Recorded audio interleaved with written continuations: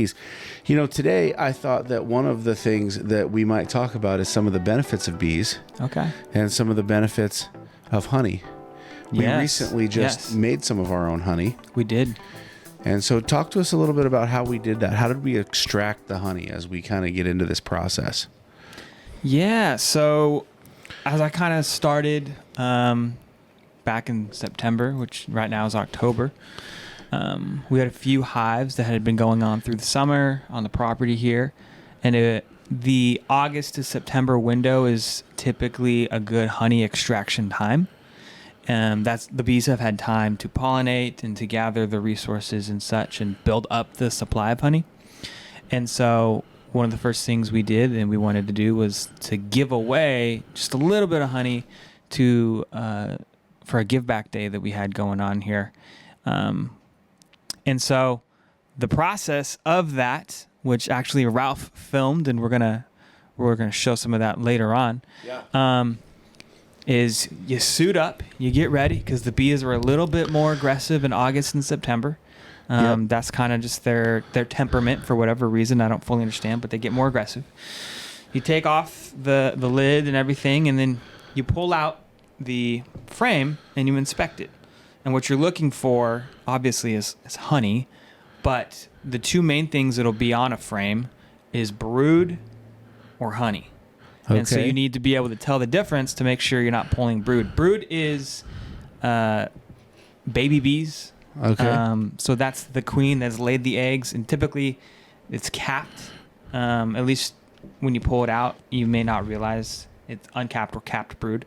So capped brood is a little bit darker than honey. It's a little more brownish, where honey is more yellowish, and sometimes the comb is turned white around it.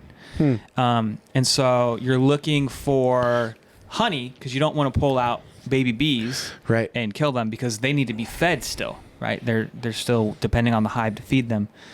And so you pull it out, you inspect both sides of the frame. We have a frame up here. And so you can just turn it, look both ways. It's going to have bees on it. And if it's full, meaning the frame is 90% full on both sides, then you could take it. The thing is, you don't want to take too much because that's like their winter food supply. Right. So you need to check multiple frames. Okay, how's this hive doing? But for us, we decided to take 2 frames out of 2 hives. We have 3. We left 1 alone. We felt like it was. Yeah. They didn't have the honey to spare, kind of thing, and so we didn't take out of that. So you take those, we put them in a box, removed all the bees from them, just wiped them off, and then took them into our shop. And that's where you actually begin the extraction process. Okay. So we're extracting. So you cut the comb. If you hold the frame up, you would cut the comb. You can use a serrated knife.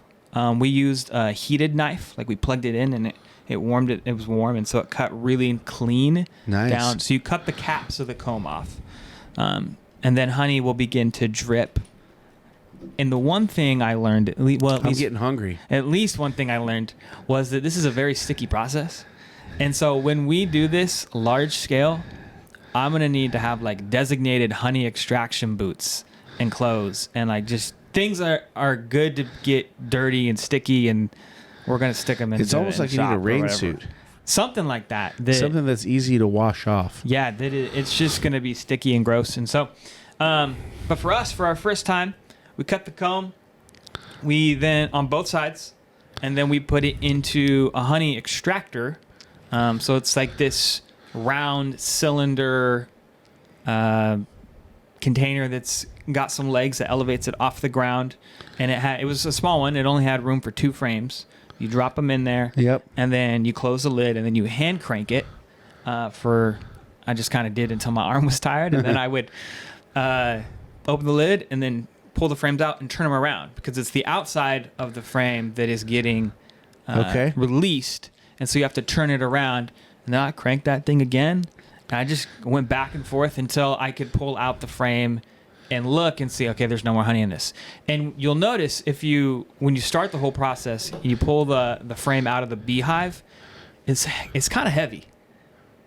But when you have the frame in the extractor and you pull it out, you've noticed the weight's very different because the honey's, most of it at least, has been taken out of the frame.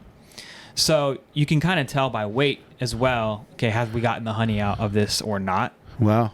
So that was our process. Unfortunately for us, our extractor, the handle kept coming loose, and so I had to like finagle it and re-get it.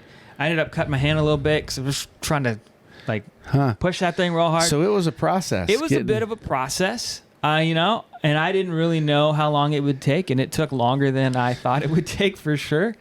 And the other thing I learned is that heat matters, because so after the frames are in the extractor and we've cranked them, and then we put the other frames in there and do the same thing. The honey itself, there's a little spout at the bottom, I would say, that you open up and the honey drips through. So we placed a bucket with a sifter, a drainer, on top of the bucket so that the honey would drain from the extractor into the bucket and would be sifted out, so that like if there was comb that was in there, it wouldn't get into the honey. If there was a dead bee for whatever reason, or other things from nature that could potentially have just been on the frame, that it wouldn't get into the honey, because you don't really want to eat that. And then we also, with the comb that we had cut off, we also let that sift through another bucket and just let the honey sift through. We actually let that one go overnight. Wow, what a process. Yeah, it was a little bit of a process. Just to get 25 jars of honey. Just small, I think 4-ounce jars. Yeah, it was a little bit of a process. But the honey was so stinking good. It was good. I really liked the honey. It was good. We got a lot of compliments on the honey.